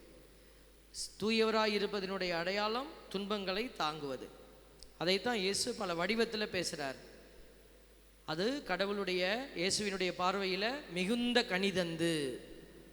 இப்போ கனி கொடுக்கறதுனா எப்படி? நன்மைகள் செய்கிறது. நன்மைகளை எப்படி செய்கிறது? அதுக்கு நிறைய வழிகள் இருக்குது. நீங்கள் தான் சூஸ் பண்ணிக்கணும். இப்படி போய் செய், இதை செய், இதை செய்ன்னு நாங்கள் இங்கிருந்து சொல்ல முடியாது. எந்த வழியாவது எடுத்துக்கொள். வயசாகி போச்சு சாமி, எனக்கு எந்த வழியுமே செய்ய தெரியல. நீங்கள் முட்டி போட்டு என்ன செய்யலாம்? ஜெபமாலை எடுத்து அநேகருக்காக ஜெபிக்கலாம். பரிந்துரைத்து ஜெபிப்பது. என்னால் வெளியெல்லாம் போக முடியாது ஃபாதர், நான் என்ன பண்ணணும்? ஒரு 4 பேர் 5 பேர் சேர்ந்து வந்து இந்த ஆலயத்திற்காகவும் மக்களுக்காகவும் திருச்சபைக்காகவும் நீங்கள் பரிந்து பேசுனீங்கன்னா அந்த ஜெபம் வல்லமையான ஜெபம். உங்களையும் அது காப்பாற்றும், நீங்கள் ஜெபிக்கிறவர்களுக்கும் அது பேருதவியாக இருக்கும். அதையாவது செய்யணும். மிகுந்த கனி தந்து. நம்ம என்ன செய்கிறோம்? வருஷத்தில் ஒரு நல்லதை ஏதாவது பண்ணிட்டு நம்ம சொல்கிறோம், நான் அதை பண்ணிட்டேன், ஒன்று போதும். இல்லை, இயேசு ஆண்டவர் அழகாக சொல்கிறாரு, மிகுந்த கனி தந்து.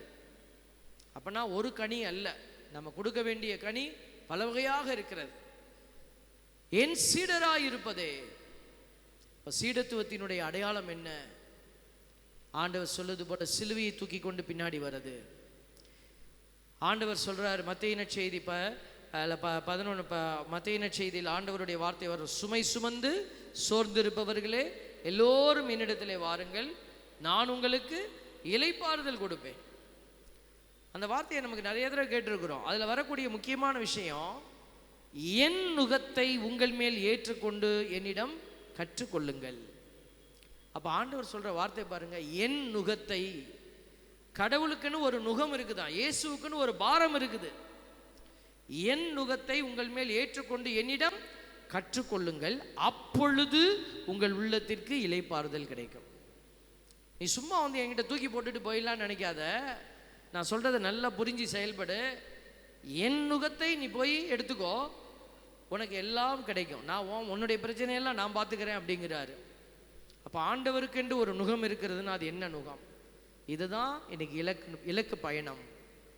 என் அன்பு பிள்ளைகளே, நறுமையான நேரத்தில் ஆண்டவர் என்ன செய்கிறாரு? அவருடைய காயங்களால் நம்மை குணமாக்குகிறார். இந்த நாள் முழுவதும் நீங்கள் இந்த தியானத்தில் இருந்திருக்கிறீங்க. இந்த தியானத்தில் ஆண்டவர் உங்களோட பேசி, என்னுடைய பணியை நீ எடுத்து செய்வியா? எனக்காக இதை போய் நீ செய்வியா? எனக்காக நீ பேசுவியா? இன்னைக்கு ஆயிரம் வழிகளில் கடவுளுக்கு நீங்கள் ஊழியம் செய்ய முடியும். நம்ம நினைக்கிற மாதிரி வெறும் பைபிளை தூக்கிக்கிட்டு போய் இப்போ பிரசங்கம் வைக்கிறது தான் ஊழியம் என்று அல்ல. நீங்கள் நிற்கிற இடத்துல நீங்கள் ஊழியம் செய்யலாம், குடும்பத்துக்குள்ளே ஊழியம் செய்யலாம். அநேக குழந்தைகள் ஆண்டவரை அறியாமல் இருக்கிறார்கள், உங்கள் வீட்டு பிள்ளைகள். அப்போ நீங்கள் என்ன செய்யணும்? தியாகம் செய்யணும். முன்னாடியெல்லாம் வீட்டில் பெரியவங்க தாத்தா பாட்டியெல்லாம் ராத்திரியில் தூங்குறதுக்கு முன்னாடி பிள்ளைகளை படுக்க வச்சுக்கிட்டு விவிலிய கதைகளை பிள்ளைகளுக்கு சொல்லி கொடுத்தாங்க. இப்போ எல்லாம் சேர்ந்து, குடும்பமே சேர்ந்து கொலைகார சீரியலெல்லாம் பார்த்துக்கிட்டு இருக்கு. அடுத்தவனை கொல்றது எப்படி, அடுத்தவனை அழிக்கிறது எப்படி, எல்லாத்தையும் பார்த்துட்டு குடும்பமே கொலை நாசமாகி போய் தூங்குது. அப்படியே தூங்கிடும்.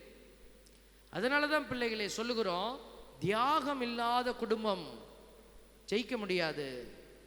அந்த தியாகம்ங்கிற வார்த்தைக்கு பின்னாடி இருக்கிறது என்ன? ரத்தம் சிந்துதல். ஆகவே தான் ஆண்டவர் இன்றைக்கு இந்த பாவத்தினுடைய அடையாளத்தை எல்லாம் நீங்கள் அறிக்கை செய்வது கூட அந்த இரத்தம் சிந்துதலின் அடையாளம் என்பதை இன்னைக்கு உணர்த்தி இருக்கிறாரு. இந்த உணர்த்ததற்குள்ளே இருந்து தான் நம்ம என்ன செய்கிறோம்? பயணித்து கொண்டு இருக்கிறோம். ஆண்டவருடைய பிள்ளைகள் இந்த திருச்சிலுவைக்கான ஒரு சாட்சியாக மாறணும். அன்னை மரியாள் சிலுவைக்கு அடியில் உட்கார்ந்துருந்தாங்க அப்படின்னா, இயேசுவை மடியில் தாங்கி உட்கார்ந்துருந்தாங்க அப்படின்னா, அவங்க சிலுவைக்கு சாட்சியாய் நின்னாங்க. இயேசு மட்டுமல்ல, இயேசுவோடு இணைந்து சான்று பகர்ந்தவர், சிலுவையிலே தன்னை அறைந்து கொண்டவர் அன்னை மரியாள். அதனால தான் நீங்களும் நானும் இந்த தாயினுடைய அடையாளத்தை பின்பற்றணும். அப்படின்னா அது முக்கியமான அடையாளம், துன்பத்தை தாங்கி வழி நடந்து வருவது. அதுக்கு தான் ஆண்டவர் தன்னுடைய பிள்ளைகளை சீடத்துவத்திற்குள்ளே அழைத்து கொண்டே இருக்கிறார். ரோமையர் 9:8 சொல்லுது பாருங்க. ரோமையர் 9:8, இயல்பான முறைப்படி பிறந்த பிள்ளைகள் அல்ல, வாக்குறுதியின் மூலம் பிறந்த பிள்ளைகளே கடவுளின் பிள்ளைகளாகவும் ஆபிரகாமின் வழி மரபினர்களாகவும் கருதப்படுகின்றனர். ரோமையர் 9:8 இந்த கடவுளின் பிள்ளைகள் யாரு, வாக்குறுதியின் பிள்ளைகள் யாருங்கிறத அடையாளப்படுத்துறாரு. இச்சைக்குரிய பிள்ளைகள் அவங்க உலகத்தை சார்ந்தவர்கள், உலகத்தில் ஓடுவாங்க, உலகத்தை குறித்து கவலைப்படுவாங்க. ஆனால் ஆண்டவருக்குரிய பிள்ளைகள், வாக்குறுதியின் மூலம் பிறந்த பிள்ளைகளே கடவுளின் பிள்ளைகள். அவர்கள் தான் நாங்கள் சொன்னோம் பார்த்தீங்களா, வாக்குறுதி, நீ தெரிந்தெடுக்கப்பட்ட வழிமரபு, அரச குருக்களின் கூட்டம், இதெல்லாம் எனக்குத்தான் கொடுக்கப்பட்ட வாக்குறுதிங்கிறத அவங்க புரிந்து கொண்டு செயல்படுவாங்க. அழைப்பு கடவுள் எல்லாருக்கும் கொடுக்கிறாரு. ஆனால் எல்லாராலும் அந்த அழைப்பை உணர முடியல. அழைப்பை உணர்கிற பிள்ளைகள் வெகு சிலராக இருக்கிறாங்க. பிரைஸ் தி லார்ட், ஹல்லேலூயா, ஹல்லேலூயா. இப்போ நீங்கள் அந்த அழைப்பை உணர்றீங்களா? இந்த அழைப்பு எனக்குத்தான் என்று நீங்கள் உணர்ந்தீங்கன்னா ஆண்டவர் உங்களுக்கு திட்டத்தை வெளிப்படுத்துவார். Praise the Lord. எல்லாருக்குமே கடவுள் பேசிக்கிட்டே தான் இருப்பார். யார் அந்த திட்டத்தை உணரணும்னு விரும்புகிறாங்களோ அவர்களுக்கு தான் ஆண்டவர் திட்டத்தை வெளிப்படுத்துவார். நிறைய அழைப்பை பெற்றவங்க நிறைய பேர் இருக்கிறாங்க. ஆனால் அந்த அழைத்தலில் செயல்படுறவங்க கொஞ்சம் பேர் தான்.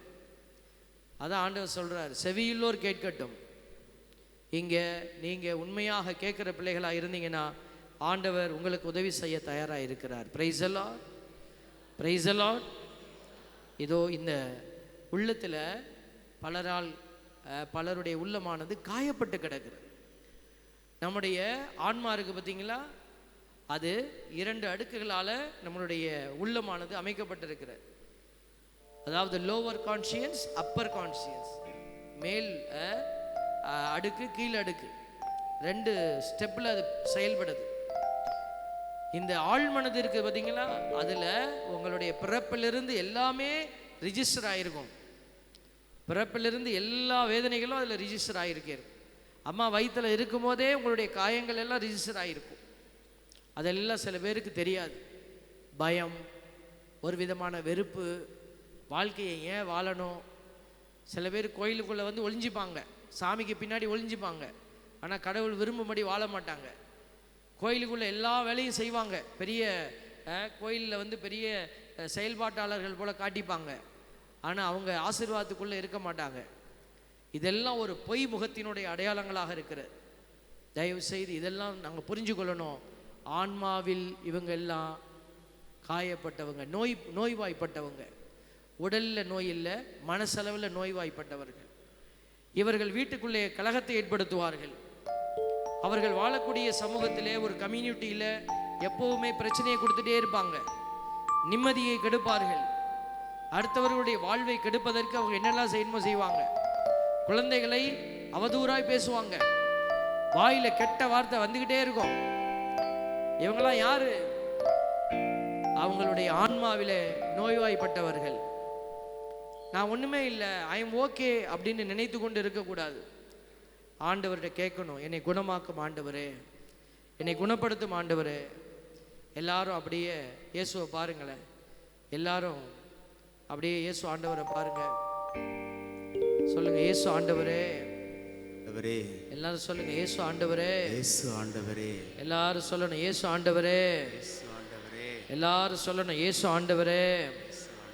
கல்வாரி மலையிலே இரத்தத்தை சிந்தி என்னை மீட்டெடுத்தவரே.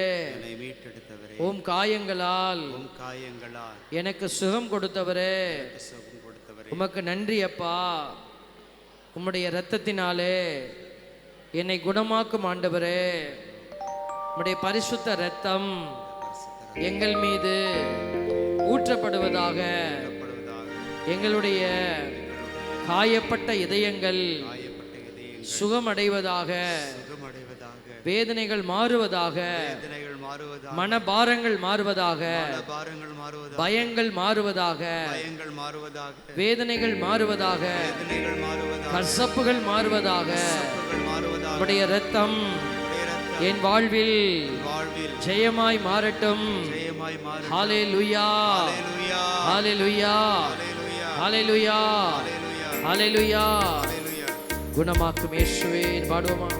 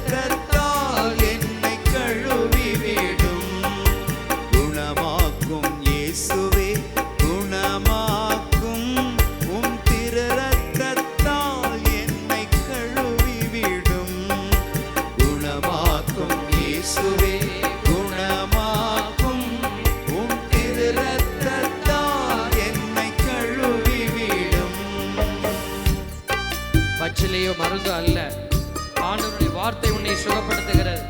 இஸ்ரவேலின் தூயவரும் உன் மீட்பருமான ஆண்டவர் கூறுவது இதுவே, உன் கடவுளாகிய ஆண்டவர் நானே. பயனுள்ளவற்றை உனக்கு கற்பிப்பவரும் செல்ல வேண்டிய வழியில் உன்னை வழி நடத்துபவரும் நானே. இசையா 48:17 ஆண்டவர் சொல்லுகிறார், என் மகளே, என் மகனே, நீ செல்ல வேண்டிய வழியை நான் உனக்கு காட்டுகிறேன். நடந்து வா, என்னிடத்திலே ஒளியில் நடந்து வா. பச்சிலையோ மருந்தோ குணமாக்கவில்லை, உம் வார்த்தையை விடுத்து குணமாக்கும். பச்சிலையோ மருந்தோ குணமாக்கவில்லை, உம் வார்த்தையை விடுத்து குணமாக்கும். திரு ரத்தத்தால் கழுவும், திரு ரத்தத்தால் இயேசுவே, இயேசுவே குணமாக்கும். இயேசுவே, இயேசுவே குணமாக்கும். குணமாக்கும் இயேசுவே குணமாக்கும். உம் திரு ரத்தத்தால் என்னை கழுவிவிடும். ஆண்டவரே எல்லாரும் கேளுங்க. ஆண்டவரே சுகமாக்கும் வல்லமையினாலே என்னை சுகமாக்கும் ஆண்டவரே. உள்மன காயங்களை மாற்றுகிறவரே, இதோ இந்த இடத்துல உள்மன காயங்களோடு வந்திருக்கிற எங்களை நீர் ஆற்றுப்படுத்தும் ஆண்டவரே. ஆண்டவரே, உண்மையே நம்பி இருக்கிறோம். எனக்கு துணையும் கேடயமுமாய் இருப்பவரே, இதோ இந்த என்னுடைய உள்ளார்ந்த பாவங்கள் மன்னிக்கப்படுவதாக. எசையா 53:5 படியாக அவரோ நம் குற்றங்களுக்காக காயமடைந்தார், தம் செயல்களுக்காக நொறுக்கப்பட்டார் என்று எழுதப்பட்டிருக்கிறது. ஆண்டவரே, என் பாவங்களுக்காக காயப்பட்ட உம்முடைய கரத்திலே என்னை ஒப்படைக்கிறேன். என்னுடைய ஆத்மாவை ஒப்படைக்கிறேன். என்னுடைய ஆத்மாவில் இருக்கிற எல்லா விதமான கசப்புகளையும் மாற்றி தாருங்க ஆண்டவரே. ஒப்பு கொடுத்து ஜெபிப்போம்.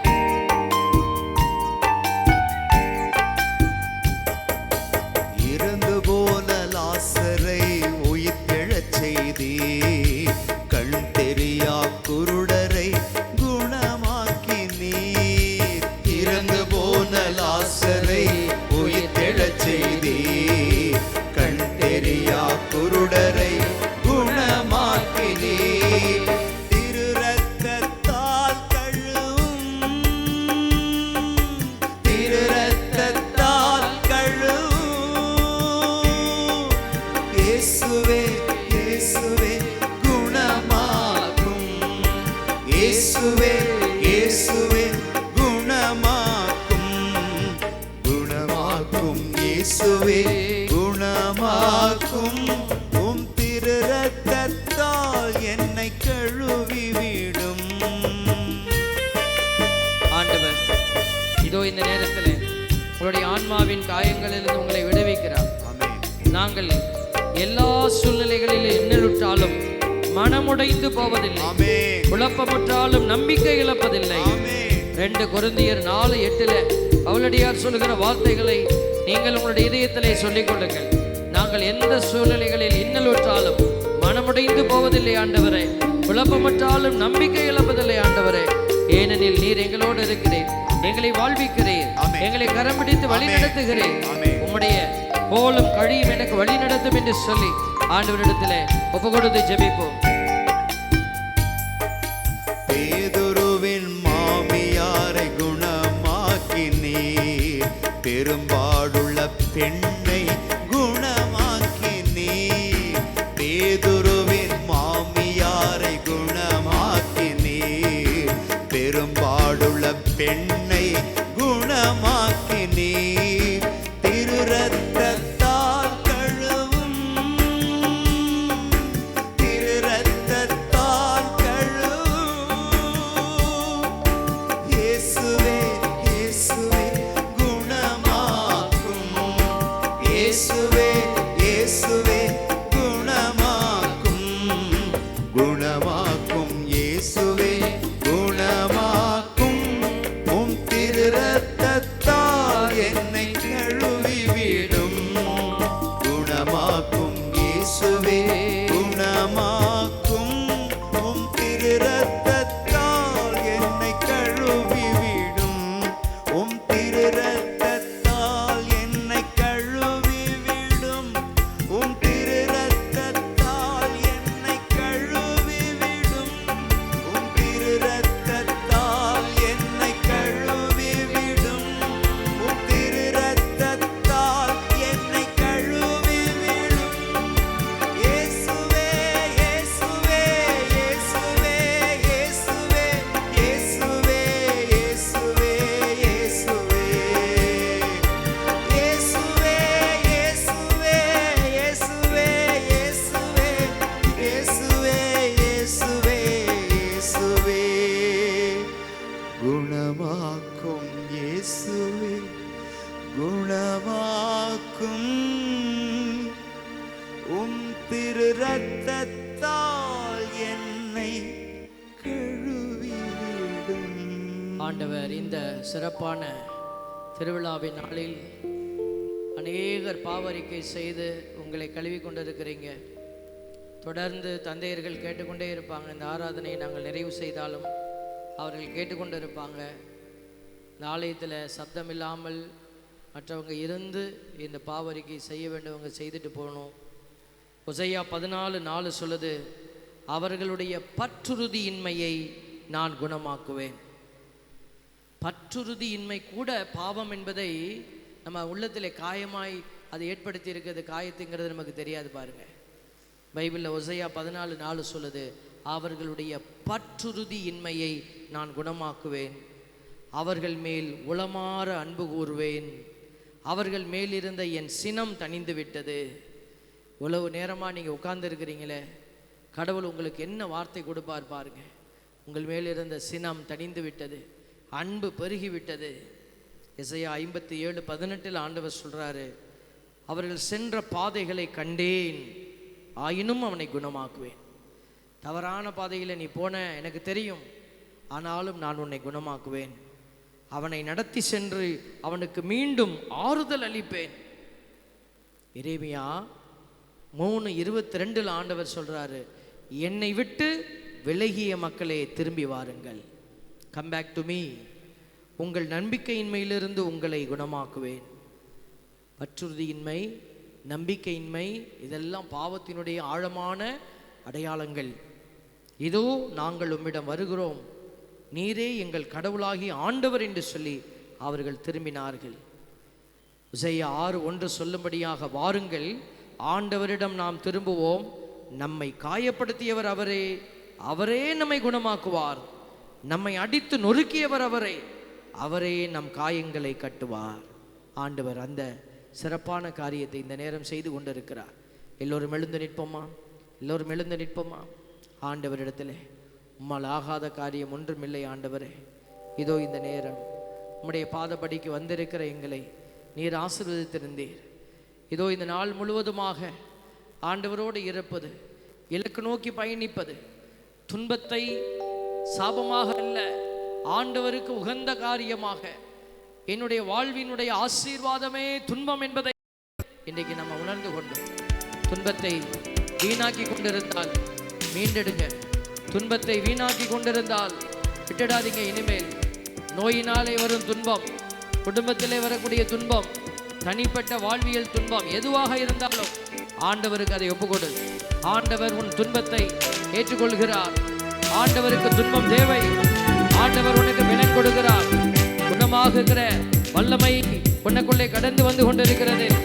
அவரால் ஆகாத காரியம் ஒன்றுமில்லை என்று உன் கண்கள் விடுதலையில் காணும்படி ஆண்டவரை அபிஷேகிப்பார்.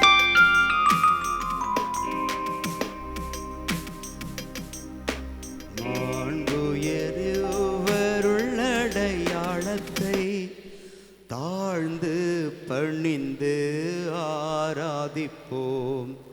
பழைய நியம முறைகள் அனைத்தும் இனி மறைந்து முடிவு பெறுக. புதிய நியம முறைகள் வருக. புலன்களாலே மனிதர் இதனை அறிய இயலா. குறையை நீக்க நம்பிக்கையின் உதவி பெறுக. தந்தை அவர்க்கும் மகன் இவர்க்கும் புகழ்ச்சியோடு வெற்றியார்க்கும்.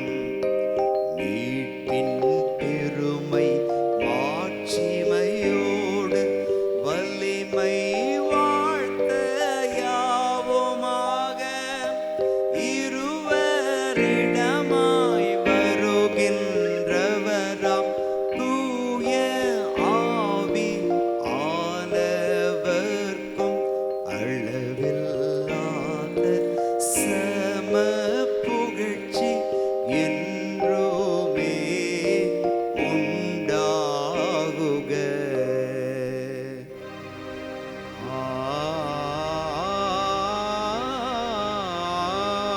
ஆமென். மன்றாடுவோமாக. இறைவா, இந்த வியப்புக்குரிய அருளடையாளத்திலே உம்முடைய பாடுகளின் நினைவை எங்களுக்கு விட்டு சென்றி உமது திருவுடல் திரு இரத்தமாகியவற்றின் தூய மறைபொருளை வணங்கும் நாங்கள் உமது மீட்பின் பயனை இடைவிடாமல் தொய்த்துணர்ந்து மகிழ அருள்வீராக. என்றென்றும் வாழ்ந்து ஆட்சி செய்கின்றவர் நீரே.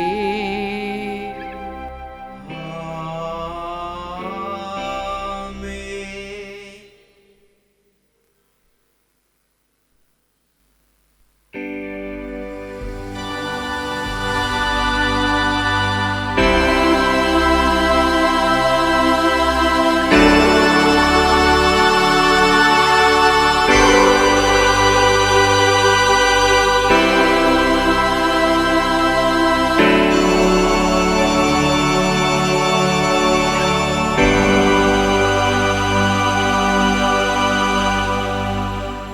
எல்லோரும் இரு கைகளை மேலே உயர்த்தி அசைத்து பாடுவோம்.